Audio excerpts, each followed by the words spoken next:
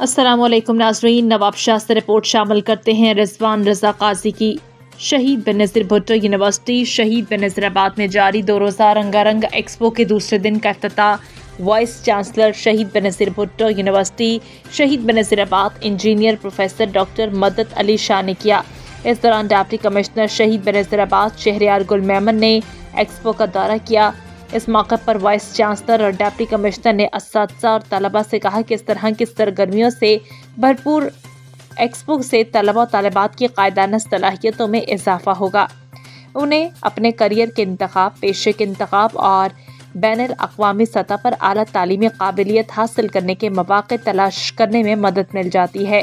اس موقع پر dean faculty of management and business administration اور faculty of social sciences professor doctor Salman Bashir Memon, director finance Manzoor Ali Sial, programme organiser Rafiq Ahmed Khoso, doctor Zahid Tachna, doctor Tania لغاری، doctor Ashiq Jatoi, doctor J M Solangi, doctor Nadir Rind, doctor Salar Sahriani, Irfan Zeb, doctor دستار علی چانڈیو، عمران خان جتوئی، سہیل اسلم خاصقیلی اور متعلقہ شعبہ جات کے سربراہان بھی موجود تھے۔